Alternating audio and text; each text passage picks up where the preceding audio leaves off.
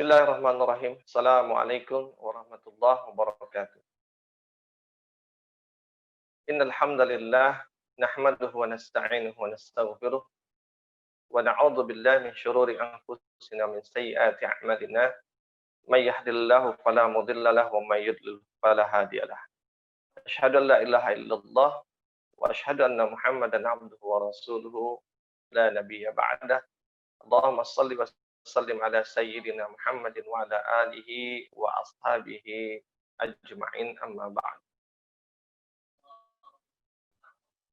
Qala Allah Ta'ala fi kitabil karim, a'udzu billahi minasyaitonir rajim. Bismillahirrahmanirrahim.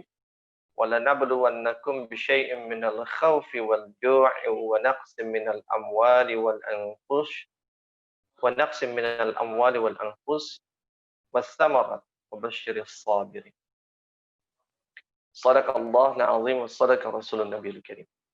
Alhamdulillah, Allah masih memberikan begitu banyak kenikmatan kepada kita. Kenikmatan yang saya yakin kita semua tidak akan mampu untuk membalas nikmat itu hatta kita sampai pada tingkat syukur yang paling tinggi sekalipun. Terlebih lagi jika kemudian kita berharap akan syurganya Allah dari semua amal yang kita lakukan. Bahkan untuk membayar sebagai bentuk syukur kita atas nikmat yang Allah berikan saja, amal-amal kita mungkin belum cukup. Itu sebabnya maka di dalam sebuah riwayat Rasulullah mengatakan bahwa kita tidak akan masuk surga karena amal-amal kita. Tapi kita masuk surga karena rahmatnya Allah Subhanahu wa ta'ala. Karena kasih sayangnya Allah Subhanahu wa ta'ala. Walaupun betul rahmat Allah hanya diberikan kepada orang-orang yang mau patuh dan taat kepadanya. Orang-orang yang mau beramal dengan apa yang diperintahkan dan meninggalkan apa yang dilarang. Sahabat Asa TV yang dimuliakan Allah Subhanahu wa taala. Di dalam kesempatan ini saya ingin membahas satu tema, yaitu tentang musibah membawa berkah. Apa itu dan kenapa judulnya seperti itu? Maka nanti akan saya coba sampaikan dan mudah-mudahan apa yang saya sampaikan ini bisa semakin menjadikan kita lebih memahami sebagian di antara rahasia-rahasia Allah, di dalam rahasia-rahasia dari apa yang Allah jadikan atas kita di dalam kehidupan kita. Di dalam Al-Quran, sebagaimana tadi saya sebutkan, di dalam surah Al-Baqarah ayat 155, Allah mengatakan kepada kita, A'udzu billahi minasyaitonir rajim. Bismillahirrahmanirrahim. Wa lanabluwannakum bisyai'in minal khawfi wal ju'i wa naqsin minal amwal wal anfus was samarat wa basyiris sabirin. Allah mengatakan kepada kita, wa lanabluwannakum, dan sungguh kata Allah akan kami berikan cobaan kepadamu. Allah mengatakan Allah akan memberikan cobaan kepada kita. Bisyai'in, dengan sesuatu. Apa sesuatu itu? Maka kemudian Allah memberikan contoh-contohnya kepada kita. Apa contoh di antara yang disebutkan oleh Allah Subhanahu wa taala? Minal khauf. Jadi di antara yang akan Allah cobakan kepada kita adalah sedikit rasa takut atau ketakutan. Lalu kemudian kata Allah wal ju', dan juga sedikit kelaparan. Wal ju'. Dan kita akan kelaparan ketika kita kekurangan atau kesulitan dalam mendapatkan bahan pokok yang menunjang kehidupan kita. Bagi orang Indonesia mungkin adalah nasi, ya. Atau sumbernya asalnya adalah beras. Beberapa ada yang jagung, ada yang sagu, ya kan?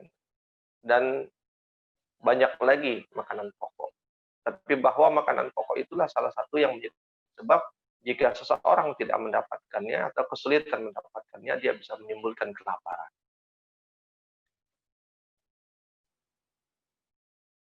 Wa naqsim minal amwal, Dan kemudian Allah juga mengatakan di antara cobaan itu adalah kita mengalami kekurangan dari harta. Sahabat As-Satifi yang dimuliakan Allah Subhanahu wa taala, harta ini juga menjadi sesuatu yang menunjang di dalam kehidupan kita. Ada banyak hal yang bisa dipenuhi di dalam kehidupan kita dengan adanya harta.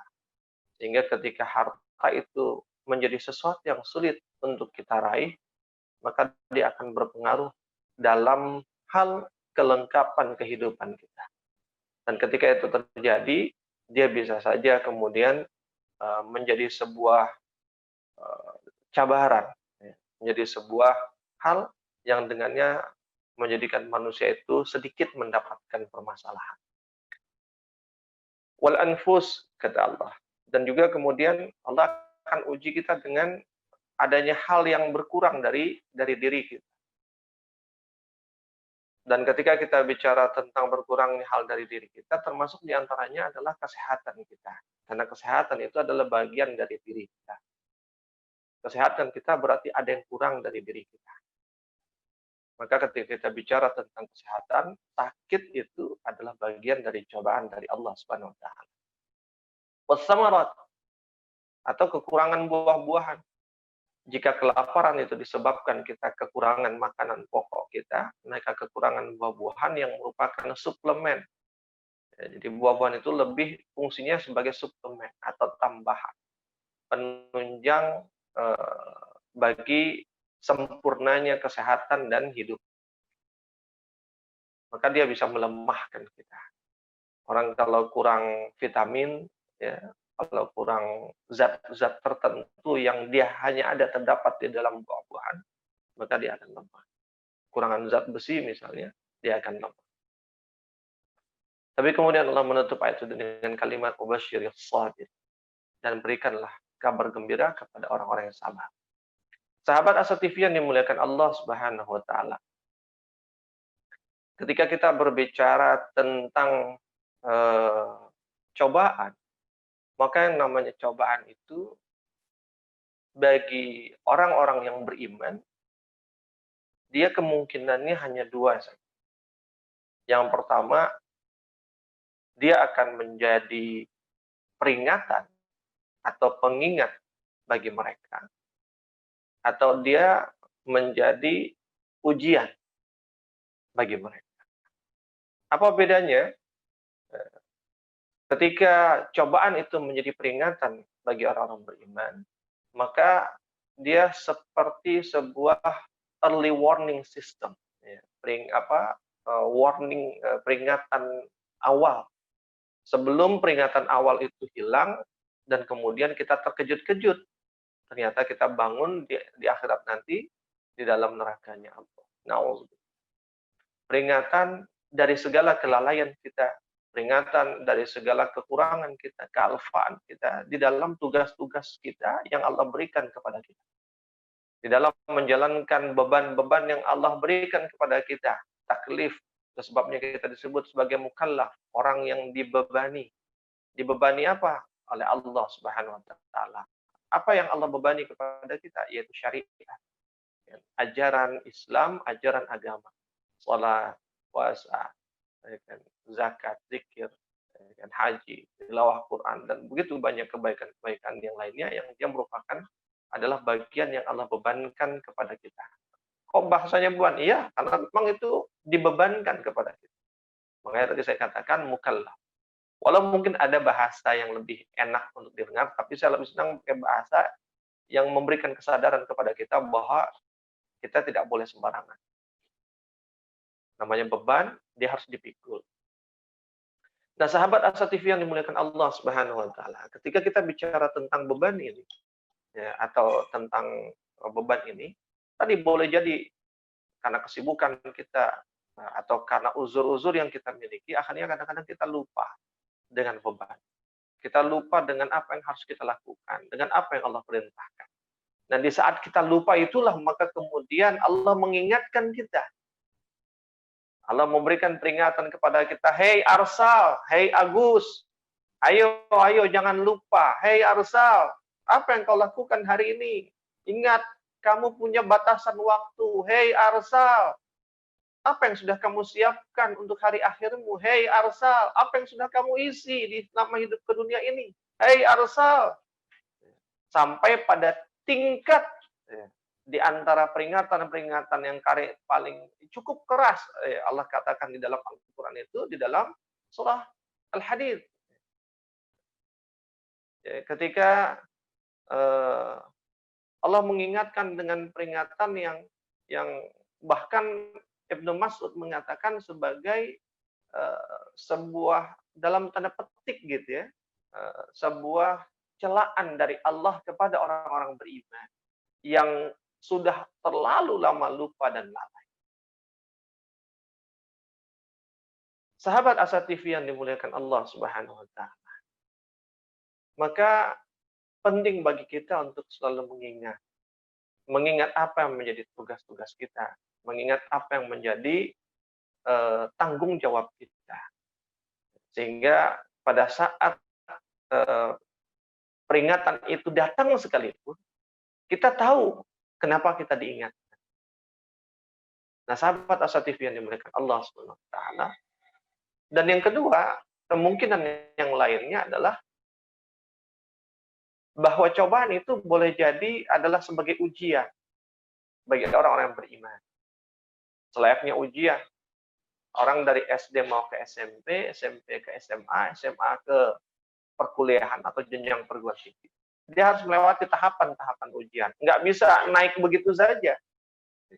Dia pasti akan ada ujian. Dan niscayanya ujian itu dalam rangka untuk menaikkan status dia kah, atau kedudukan dia kah, atau bahkan kemuliaan dia. Di mana? Di hadapan Allah Subhanahu wa taala. Maka kemungkinan yang kedua bahwa setiap cobaan yang Allah berikan kepada kita, sebagaimana yang disebutkan tadi contoh-contohnya, yaitu rasa takut kah, kelaparan kah, kekurangan buah-buahan kah, kekurangan harta kah, itu boleh jadi adalah cara Allah untuk menaikkan derajat kita. Allah ingin memuliakan kita, namun harus diuji dulu.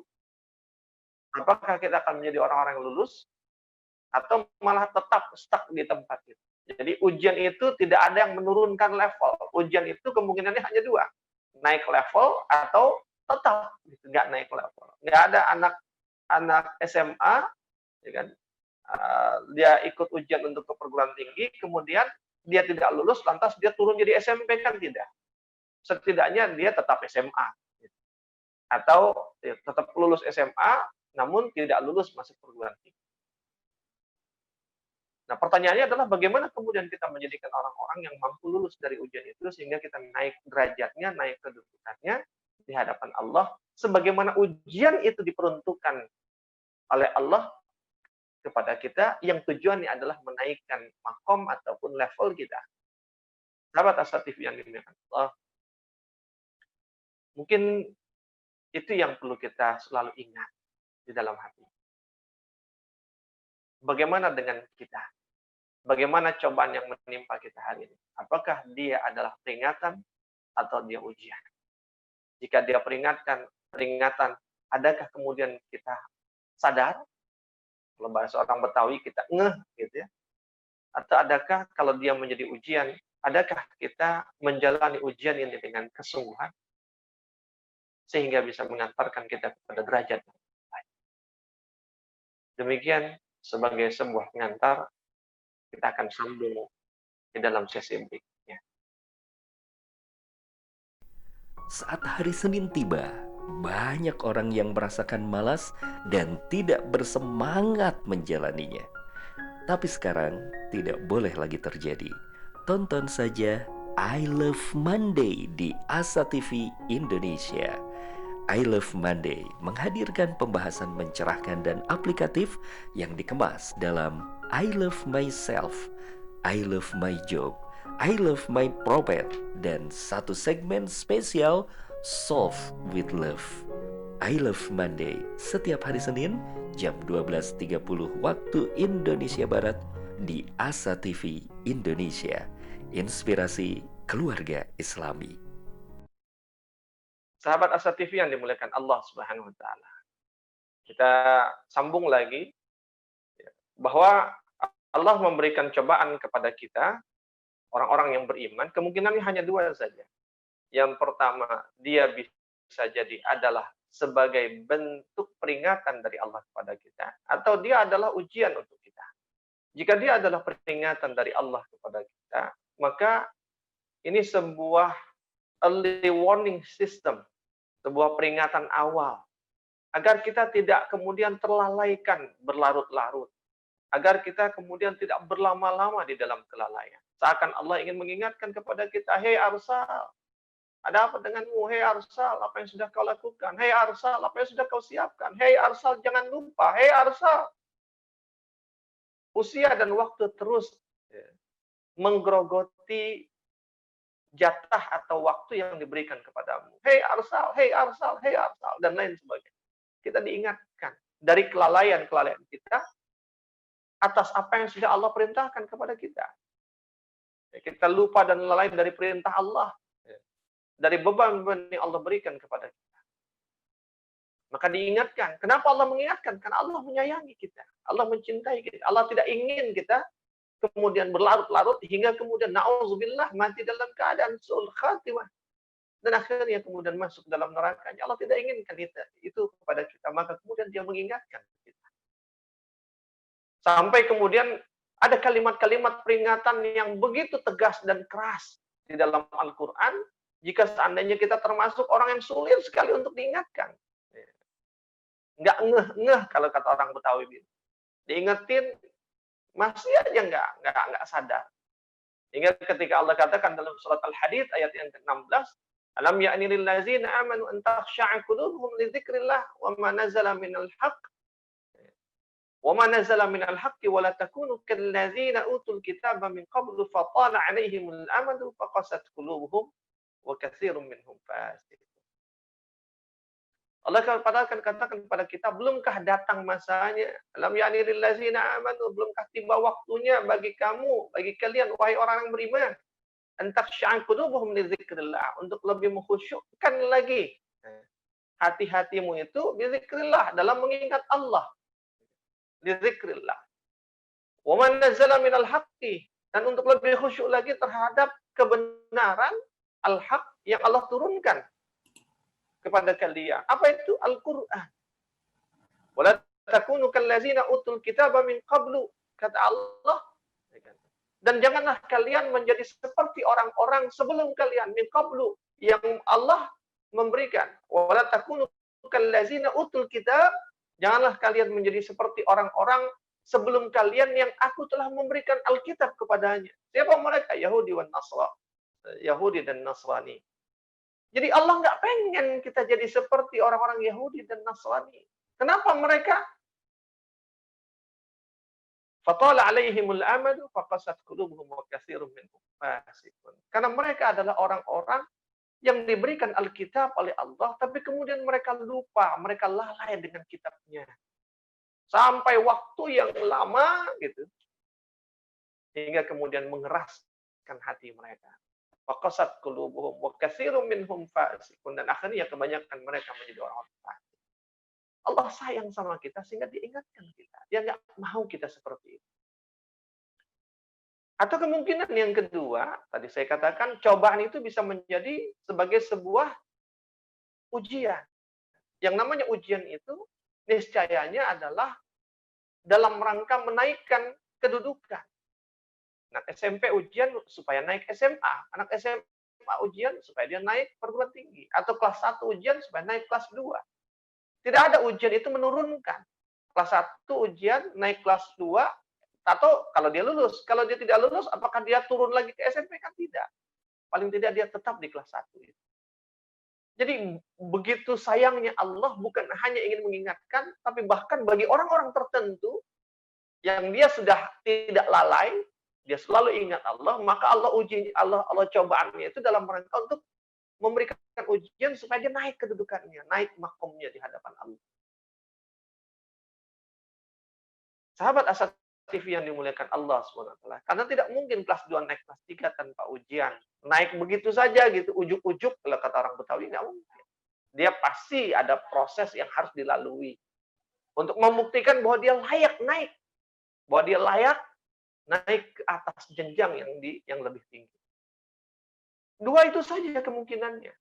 Apakah kita menjadi orang-orang yang diingatkan atau kita menjadi orang-orang yang diuji. Nah, sahabat Asa TV yang dimuliakan Allah Subhanahu wa taala.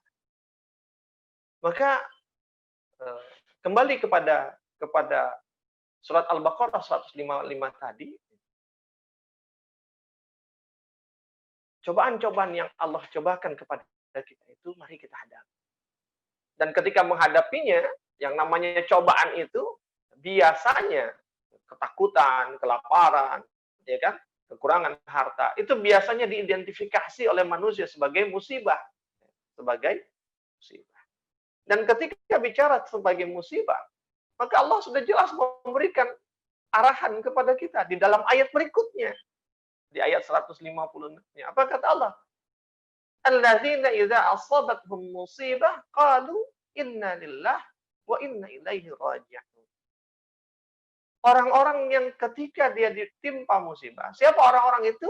Orang-orang yang sabar, orang yang beriman yang disebutkan di dalam ayat 155 tadi. Mereka itu siapa? Allazina idza, orang-orang yang jika asabathum musibah, dia ditimpa atau dikenakan musibah, qalu, maka mereka berkata inna lillahi wa inna ilaihi raji'un. Sahabat Asa TV yang dimuliakan Allah Subhanahu wa taala. Maka arahan ini yang harus kita lakukan. Ketika musibah, ujian, cobaan, peringatan itu datang kepada kita, jadilah orang-orang yang kemudian mampu melakukan apa yang Allah katakan dengan kalimat inna lillahi wa inna ilaihi raji'un. Tapi bahwa kalimat innalillah bukanlah sekedar sebuah kalimat yang diucapkan tanpa makna. Orang-orang yang disebut sebagai orang beriman dan orang yang wabasyiris sabirin, diberikan kabar gembira kepada orang sabar yang mereka mengucapkan innalillah adalah mereka yang faham dengan kalimat itu. Kenapa mereka ucapkan? Karena dia paham, bukan dia mengucapkan tanpa pemahaman dan kesadaran. Dia paham apa makna innalillah. Dia adalah sebuah kesadaran. Kesadaran akan apa? Bahwa dia bersumber dari Allah dan dia pun akan kembali dari Allah. Bahwa dia adalah milik Allah dan dia pun akan kembali kepada Allah. Bahwa dia diciptakan oleh Allah dan karena Allah yang menciptakannya, maka Allah memiliki dia. Allah memiliki menjadi pemilik bagi dirinya. Dan ketika Allah menjadi pemilik bagi dirinya, maka Allah memiliki kehendak atas dirinya. Bukan kita yang berkehendak atas Allah, tapi Allah yang berkehendak atas kita dan kehendak kita mengikuti kehendak Allah Subhanahu wa taala. Ketika Allah timpakan sesuatu, ya sudah jalani. Itulah yang namanya menyesuaikan kehendak kita dengan kehendak Allah Subhanahu wa taala. Ada kesadaran tentang rububiyah, ada kesadaran tentang tauhid rububiyah, bahwa Allah adalah penciptanya, bahwa Allah adalah pemiliknya, maka Allah berkehendak atas dirinya. Maka apapun kehendak Allah atas dirinya, tidak ada yang bisa dilakukan, kecuali dia menjalani. Dan kesadaran menjalani apa yang Allah kehendaki atas dirinya itulah yang kemudian menjadi catatan penting. Ketika dia sadar bahwa Allah berkehendak memberikan ujian atau peringatan tadi kepada dia. Dia sadar dan dia tidak bisa berbuat apapun kecuali menjalaninya, maka dia akan jalani.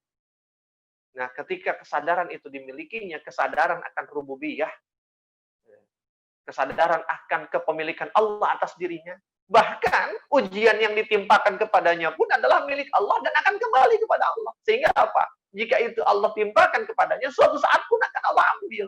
Hanya Allah yang bisa menimpakan dan hanya Allah yang bisa mengambilnya kembali. Bukan dia yang menentukan kapan ujian ini selesai. Nah, sahabat Asa TV yang dimuliakan Allah Subhanahu wa taala. Maka Allah memberikan kehendak kepada kita terkait cobaan atau musibah tadi. Ada 3 kehendak yang Allah berikan kepada kita. Jadi bukan berarti kita nggak punya kehendak sama sekali. Tapi juga bukan berarti kita berkehendak, yang kehendak kita itu dalam tanda petik mengatur kehendak Allah, tidak. Kehendak Allah mengatur kehendak kita. Dan di antara kehendak yang bisa kita lakukan ketika musibah itu datang ada 3. Yang pertama adalah Allah memberikan kepada kita hak untuk mengadu. Sahabat Asa TV yang dimuliakan Allah SWT. Hak mengadu ini luar biasa. Karena apa? Ini bagian dari keadilan Allah. Ini bagian dari kasih sayang Allah. Kita bayangkan misalnya. Jika ada sebuah kasus, bayangkan dengan dunia ya. Jika ada sebuah kasus yang menimpa seseorang, dia dicelakai oleh orang lain. Kemudian, dia mengadukan apa yang menimpa dirinya kepada aparat yang berwenang. Dan aduannya itu diterima, diproses, dan kemudian orang yang mencelakakan dirinya setelah ditangkap akan diadili. Maka apa yang dirasakan oleh orang yang mengadu? Maka dia mendapatkan keadilan. Tapi bayangkan jika seandainya dia mengadukan, kemudian diabaikan, apalagi kemudian ada yang lain mengadukan, direspon, dipenuhi aduannya, sementara kita tidak. Apa yang kita rasakan? Ada ketidakadilan. Dan ketidakadilan itu membuahkan pembangkangan. Atau setidaknya ketidakadilan itu memunculkan kemarahan di dalam diri kita. Itu sebabnya tidak bisa kemudian dengan sekedar menyalahkan seseorang karena pembangkangannya. Tapi harus introspeksi apa yang menjadi penyebab dia membangkang. Itu dalam konteks dunianya. Sehingga apa? Ketika Allah memberikan hak kepada kita untuk mengadu kepadanya, itu adalah bagian dari keadilan Allah. Ya, aku uji kalian. Ya, aku coba kalian. Ya, aku berikan musibah. Kalian bisa ngadu kepada. Kenapa? Karena mengadu itu dia meringankan beban. Kita lagi dikasih beban nih, musibah. Berat dia kita pikul. Maka kita harus ngadu. Kepada siapa kita akan mengadu? Tentu kita akan mengadu kepada yang memberikan beban. Sahabat Asa TV yang dimuliakan Allah SWT, dia meringankan beban yang kita rasakan. Ya, betul bahwa mengadu itu melepaskan sebagian beban. Ringan kita. Yang tadinya bobot beban itu misalnya 10 ton, ketika kita ada tempat ngadu, tempat mencurahkan hati kita, ya kan? Menumpahkan air mata kita, maka beban itu akan lebih ringan. Mungkin bisa separuhnya akan hilang. Betul bahwa mengadu itu bukan solusi. Mengadu itu tidak menyelesaikan masalah, iya, tapi dia meringankan masalah. Dan dengan kita diberi hak oleh Allah untuk mengadu kepadanya, setidaknya kita jadi tahu. Kita jadi tahu bahwa ada yang mau mendengarkan semua keluhan kita. Ada yang mau mendengarkan semua curahan hati kita. Ada yang mau mendengarkan gundah gulananya kita, bahkan menampung setiap air mata kita. Maka mengadu kepada Allah itu akan menegarkan kita. Itu hak yang pertama. Bagaimana hak yang kedua? Kita akan sambung lagi beberapa saat kemudian.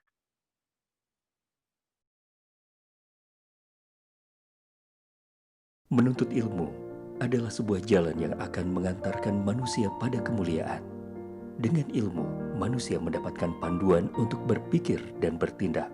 Untuk itu, Asa TV Indonesia menghadirkan Pustaka Asa, sebuah ruang pembelajaran sistematis bersama para pakar di bidangnya. Quranic Study Series, Quranic Life, Prophet Manner, dan berbagai bidang keilmuan yang dibahas dengan cara menyenangkan. Pustaka Asa hadir setiap Sabtu jam 19.30 waktu Indonesia Barat, hanya di Asa TV Indonesia. Sahabat Asa TV yang dimuliakan Allah Subhanahu wa taala. Kita akan masuk hak yang kedua yang Allah berikan kepada kita ketika musibah itu datang. Tadi yang pertama adalah hak untuk mengadu kepada Allah. Dan hak mengadu itu bukan solusi, namun dia meringankan beban kita. Dia menjadi bagian dari solusi tapi bukan solusi keseluruhan. Karena apa? Karena ketika kita mengadu, ya kan, dia akan memberikan kesadaran bahwa ada yang menemani kita. Ada yang siap untuk mendengarkan kita, dan ada siap yang menerima segala curahan hati dan tumpahan dari tetesan-tetesan air mata kita. Dan itu akan menegarkan. Di antara fungsi seorang psikolog ya, adalah memberikan kekuatan, ya, ketegaran kepada kliennya. Dan psikolog itu tidak selalu dia memberikan solusi, tidak. Kadang-kadang dia hanya mendengarkan. Ya, menjadi pendengar yang baik. Tidak selalu mengatakan, oh kamu harus, enggak. Kadang dia hanya sekedar mendengarkan. Itu sebabnya seorang psikolog itu harus punya yang namanya kemampuan untuk mendengar, bukan hanya kemampuan berbicara. Nah, sahabat Asa TV, yang kedua adalah Allah memberikan hak kepada kita untuk memohon pertolongannya. Ya, memberikan hak untuk memohon pertolongannya. Dan ketika kita bicara Allah memberikan hak untuk memberikan pertolongan, untuk meminta atau memohon pertolongan kepada Allah di saat musibah itu menimpa kita, maka pertolongan Allah yang kita minta itu, dia akan menenteramkan kita. Jadi kalau mengadu itu bikin kita lebih tegar, tapi ketika pertolongan diberikan, itu akan menenteramkan kita, memberikan ketentraman kepada kita, memberikan ketenangan di dalam hati kita. Karena apa? Karena dia menyadarkan bahwa sesungguhnya ada loh yang membersamai kita di dalam musibah ini. Kita nggak sendirian, bukan hanya ada tempat ngadu, tapi bahkan ada yang ngiringin kita. Sahabat Asa TV yang dimuliakan Allah Subhanahu wa Ta'ala. Dan dia bukan hanya menemani, tapi juga dia akan menolong kita setiap saat. Maka itu yang membuat kita tentram. Kapanpun Allah menghendaki untuk menolong kita, dia akan tolong. Sahabat Asa TV yang dimuliakan Allah. Dan Al-Quran mengajarkan kepada kita tentang keyakinan akan datangnya pertolongan Allah di saat kita mendapatkan musibah, mendapatkan ujian, mendapatkan cobaan. Di dalam Al-Quran, di dalam surat Al-Anfal, saya ambil contoh yang paling mudah untuk kita paham. Dalam surat Al-Anfal ayat yang ke-9, kan Allah menceritakan kepada kita tentang kisah perang Badar. Istaghithuna rabbakum fastajaba lakum anni mumiddukum bi alfin minal malaikati murdifin. Kata Allah, istaghisu. Dan ingatlah ketika dia Muhammad beristighasah, berdoa dengan sungguh-sungguh memohon kepada Allah, kepada Tuhannya, Rabbakum fastajaba lakum, maka Allah memperkenankan, Allah mengabulkan permintaan pertolongannya itu. Dengan apa? Anni mumiddukum bi alfin minal malaikati murdifin. Allah menurunkan, mendatangkan bala bantuan malaikat yang jumlahnya 1000 pasukan yang diturunkan secara berturut-turut. Sahabat Asa TV yang dimuliakan Allah SWT. Jadi ketika itu Rasulullah minta pertolongan menghadapi ketika ketakutan itu dirasakan oleh kaum muslimin, ya, pasukan kafir Quraisy dihadapi sebesar apa, jumlah mereka sementara hanya sepertiganya, perlengkapan musuh luar biasa, segala macam lah. Ada ketakutan di sana. Maka kemudian dia mengadu kepada Allah, dan bukan hanya mengadu, tapi dia minta agar Allah memberikan pertolongan. Maka Allah memberikan pertolongan berupa 1000 malaikat, pasukan malaikat. Nah, tapi kemudian di ayat yang ke-10-nya Allah menegaskan, apa kata Allah? Wa ma ja'alahu Allahu illa busyra, dan tidaklah Allah menjadikan 1000 malaikat yang menjadi bantuan itu. Nanti kalau mau dikaji lebih jauh, kenapa Allah katakan wa ma ja'alahullahu illa, ada ma dan illa. Ini kan ini kan kata negatif, istilahnya kalimat negatif, cuma negatif ketemu negatif jadi positif. Sama kayak kalau di dalam hadis Nabi itu wa ma arsalnaka illa rahmatan lil alamin. Sama dengan kalimat tauhid la ilaha illa. Sebenarnya kalau mau dibikin kalimat positif kan bisa saja.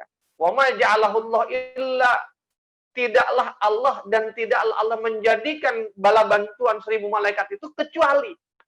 Kalau mau diganti kalimat positif, dan Allah menjadikan 1000 bala bantuan 1000 malaikat itu sebagai. Tapi kenapa harus pakai ma dan illa?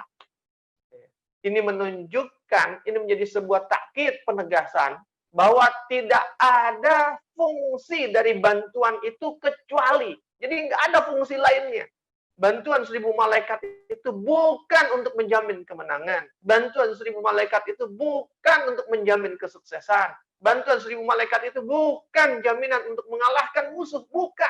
Bukan untuk apapun. Dia hanya satu saja. Itu diantara makna kenapa bunyinya ma dan illa. Wa ma dan illa. Satu-satunya tujuan malaikat diturunkan sebagai bala bantuan itu kata Allah, wa ma ja'alahullahu illa busyra.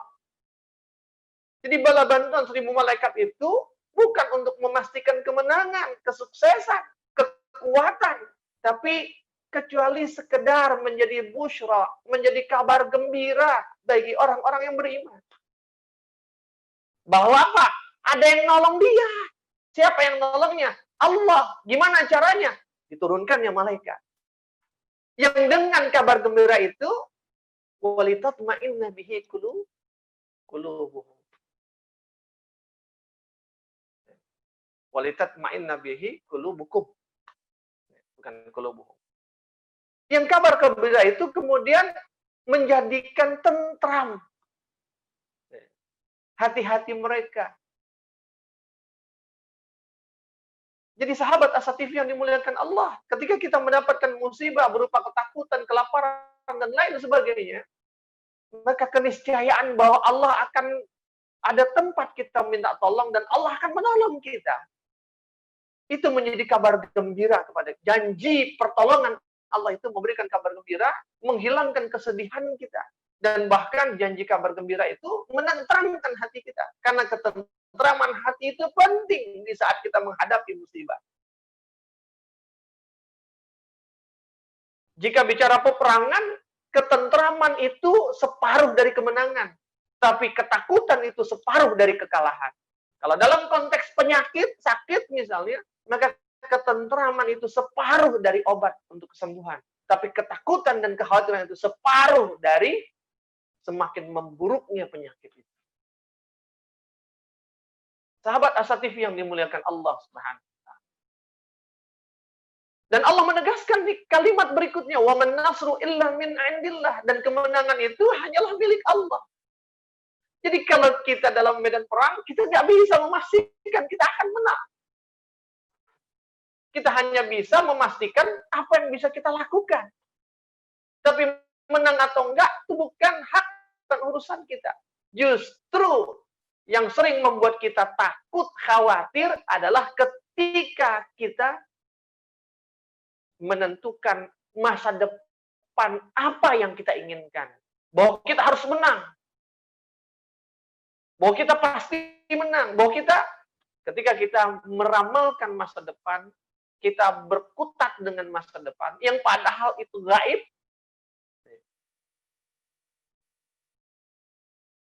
dalam konteks penyakit, kesembuhan.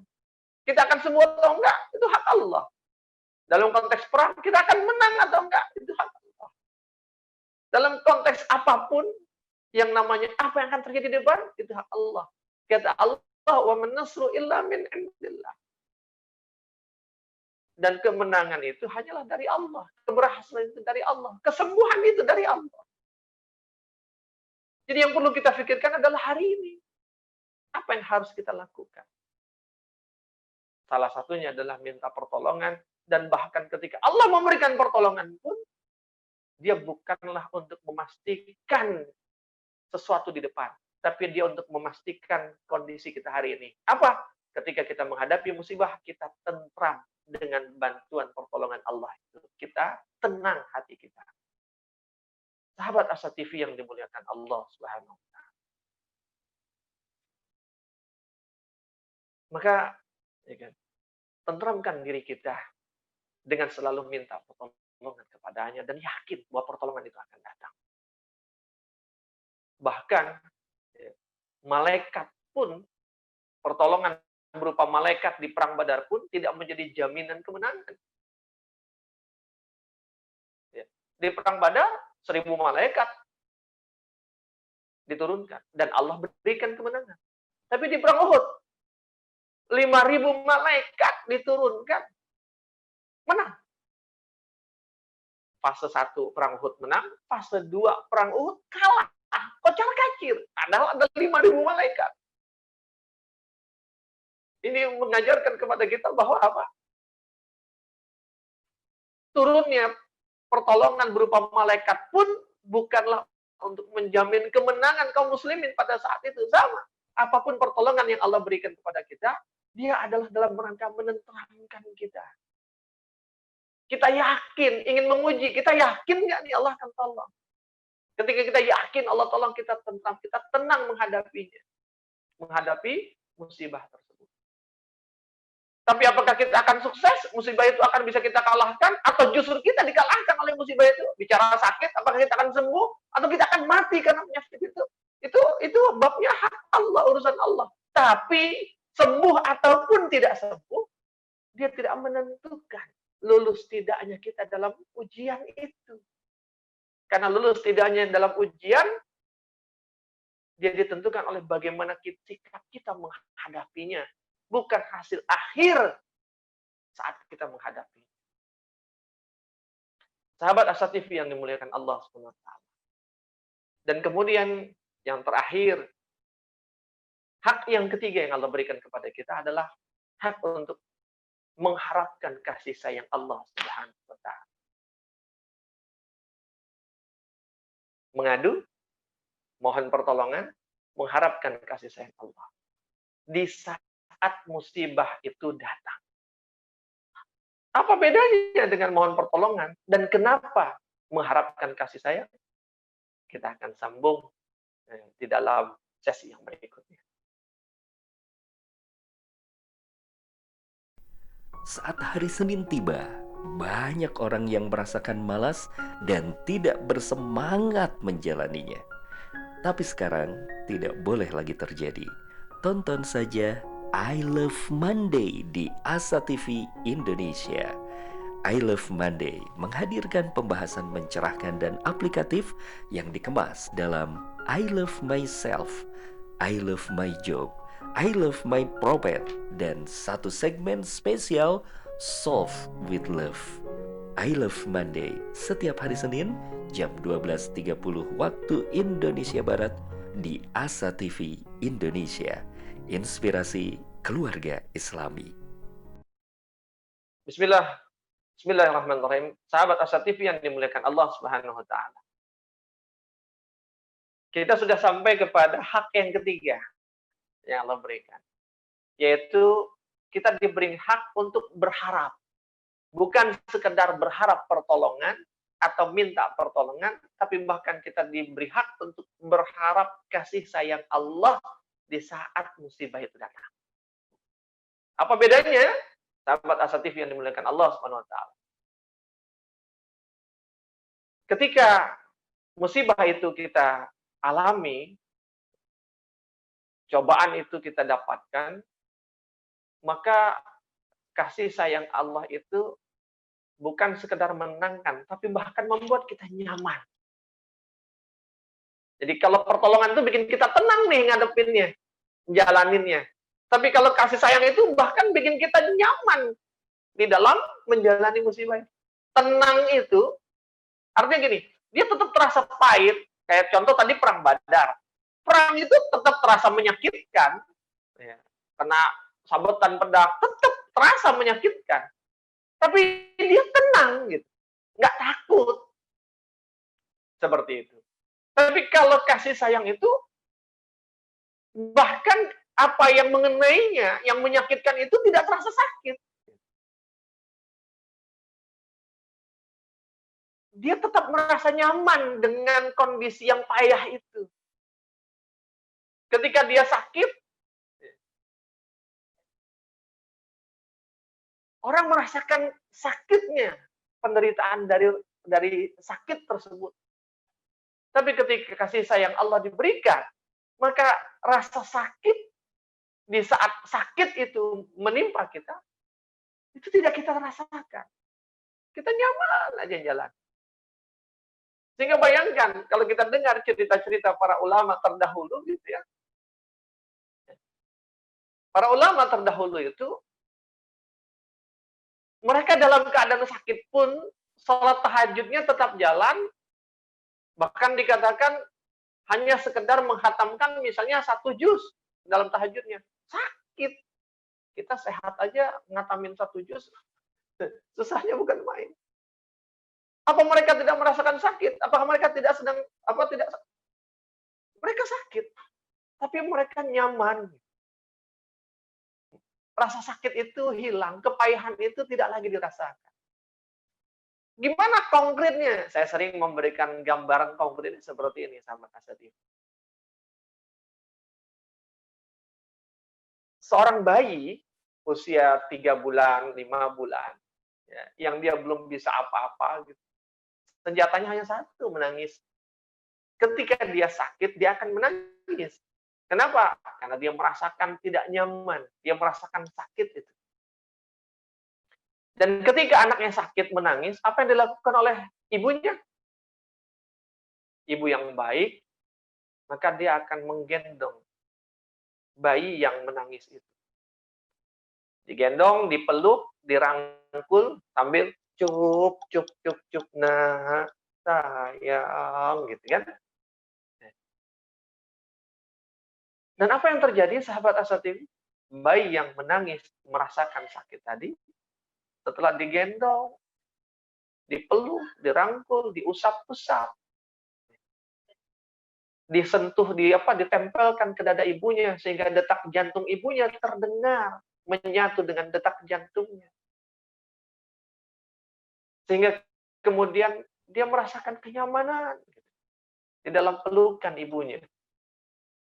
Maka dalam waktu singkat, hanya beberapa saat, tangisan itu akan hilang, akan berhenti. Ya. Yang sudah punya anak mungkin akan tahu ini. Pertanyaannya, kenapa anak itu berhenti, bayi itu berhenti nangisnya? Apakah sakitnya sembuh? Tidak. Apakah rasa sakit itu hilang? Tidak. Sakit itu tidak sembuh, sakit itu tetap ada. Tapi rasa sakit itu tidak bisa menyakitinya. Rasa sakit itu dikalahkan rasanya. Namanya rasa kan, adu kuat rasa saja. Kalau saya waktu kecil, kalau kepedesan, kata ibu saya, makan gula. Kan rasa dilawan rasa pedas dilawan rasa manis. Kalau rasa manis itu mengalahkan rasa pedasnya akan tidak terasa. Seperti itu. Jika kemudian rasa sakit itu begitu besar, tapi kemudian pelukan ibu, gendongan ibu, usapan ibu, detak jantung ibu itu memberikan rasa nyaman, dan rasa nyaman itu lebih besar, maka rasa nyaman ini akan melahap rasa sakit itu. Dia akan mengalahkan rasa sakit itu, sehingga rasa sakit itu tidak lagi dirasakan. Ada, cuma udah lagi nggak terasa. Sahabat Asatiri yang dimuliakan. Bagaimana kisah misalnya salah seorang sahabat yang ketika dalam medan perang terkena anak panah di pipinya. Kemudian ketika mau dicabut, dia katakan, cabut saat aku sedang sholat. Dia sholat sunnah 2 rakaat, ketika sholat sunnah 2 rakaat, dicabut. Mengucur darah. Tapi dia tidak berteriak. Aduh, enggak. Kenapa? Karena dia sedang nikmat, asyik, mahsyuk dengan kasih sayang Rabb-nya di dalam sholatnya. Sehingga kasih sayang Rabb-nya yang dirasakan dalam sholat itu, dalam kehusyuannya, lebih kuat daripada rasa sakit pada saat anak panah itu dicabut. Darah mengucur. Yang kalau seandainya dilakukan, dia tidak sedang sholat, mungkin dia akan berteriak. Dahsyatnya kasih sayang Allah. Bahkan kasih sayang seorang ibu pun bisa membuat seorang bayi itu terdiam dari tangis yang disebabkan sakitnya. Karena apa? Karena kenyamanan yang dirasakannya lebih besar daripada rasa sakit. Sahabat Asa TV yang dimuliakan Allah SWT. Maka kasih sayang Allah akan memberikan kenyamanan dalam jiwa kita. Sehingga himpitan-himpitan musibah yang menyesakkan kita itu akan terkalahkan. Berganti dengan kenikmatan. Sahabat Asa TV yang dimuliakan Allah Subhanahu. Bukan berarti kemudian saya katakan Allah itu ibu kita, tidak. Ini hanya perumpamaan saja agar kita lebih mudah untuk memahami. Tidak ada ibu yang tidak menyayangi bayinya. Dan tidak ada bayi yang tidak diam pada saat digendong oleh ibu. Tidak merasakan tentram, nyaman saat digendong dan didekap oleh ibu. Begitupun dengan Allah, bahkan lebih lagi. Kasih sayang Allah lebih dari kasih sayang seorang ibu kepada bayi. Kasih sayang Allah kepada orang-orang beriman itu tak terhingga. Jika kasih sayang ibu saja bisa melenyapkan rasa sakit. Bukan, bayi itu masih sakit. Tapi rasa sakit itu sudah berganti dengan kenyamanan, kenikmatan. Jika kasih sayang ibu saja mampu menghilangkan rasa sakit, apalagi kasih sayang Allah Subhanahu wa Ta'ala. Di saat kita merasakan sakitnya musibah, sakitnya pandemi, sakitnya kemiskinan, sakitnya kelaparan, sakitnya segala hal. Maka kasih sayang Allah itu membuat kita nyaman-nyaman saja jalani. Betapa tidak nyamannya orang-orang Palestina. Saudara-saudara kita di Palestina, mereka menjalani hidup nyaman. Padahal yang mereka hadapi dalam hidup mereka, Masya Allah. Yang kalau itu menimpa kita pun, saya yakin kita tidak akan sanggup. Hampir setiap hari desingan peluru, bunyi mortir, ledakan, penindasan, penganiayaan, dan lain sebagainya. Tapi bahkan mereka masih bisa memberikan ucapan-ucapan tahniahkah, bela sungkawakah kepada saudara-saudaranya di belahan bumi lain, termasuk di negeri kita. Seakan-akan kok kayak dia nggak ada masalah gitu. Dia ada masalah, tapi tidak dirasakan masalah itu. Kenapa? Kasih sayang Allah yang Allah berikan kepada mereka. Sahabat Asa TV yang dimuliakan Allah SWT. Itu sebabnya mohonlah kasih sayang Allah. Kita dikasih hak kok sama Allah untuk minta agar disayangi. Ya Allah, sayangi aku. Yang dengan kasih sayangmu aku lupakan semuanya. Yang dengan kasih sayangmu tidak ada lagi yang kurasakan, ya Allah. Dan ketika Allah sudah menyayangi kita, nggak mungkin dia tidak menolong kita. Nggak mungkin dia tidak membantu kita. Nggak mungkin dia tidak mendengarkan curhatan kita. Jadi kalau yang ketiga ini sudah kita dapat, maka yang kedua dan yang pertama pasti kita dapat. Kalau yang ketiga sudah kita lakukan, maka yang kedua dan yang pertama pun pasti akan kita miliki. Sahabat Asa TV yang dimuliakan Allah. Dan kasih sayang Allah ini akan menjadi sesuatu yang membuat kita tidak terguncang di dalam menghadapi musibah. Yang membuat kita tidak terbenam oleh musibah yang menghimpit kita tersebut. Membuat kita tidak putus asa oleh kesusahan, oleh kesulitan yang memayahkan kita. Dan membuat kita tidak takluk, tidak jatuh, tidak kalah oleh deraan kesakitan yang melemahkan kita. Itulah tiga kehendak. yang Allah berikan kepada kita. Maka ketika tiga kehendak ini sudah kita berikan, lantas masih adakah tersisa kesakitan, kesusahan, dan kepayahan di dalam menghadapi musibah? Bahkan semua sikap yang kita berikan tadi, yang kita lakukan tadi, malah justru akan mendatangkan kebaikan-kebaikan yang banyak untuk kita. Dan kebaikan-kebaikan itu apalagi namanya kalau bukan keberkahan. Sahabat Asa TV yang dimuliakan Allah, itulah musibah yang membawa keberkahan. Kenapa?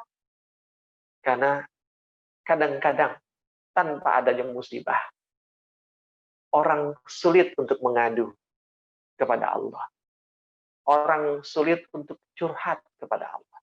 Orang lebih senang ngadu dan curhat di Facebook, di Instagram, di media sosial.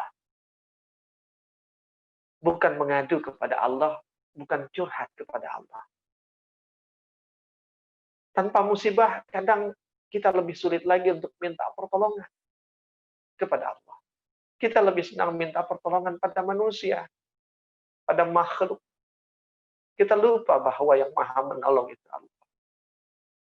Tanpa musibah, kadang kita sulit untuk berharap kasih sayang dari Allah.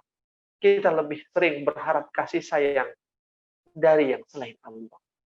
Berharap diperhatikan dan disayangi oleh manusia. Tapi jarang berharap diperhatikan dan disayangi oleh Allah. Sahabat Asa TV yang dimuliakan Allah, demikian yang ingin saya sampaikan. Insya Allah mudah-mudahan musibah ini akan mendatangkan keberkahan untuk kita. Musibah apapun yang kita rasakan. Assalamualaikum warahmatullahi wabarakatuh.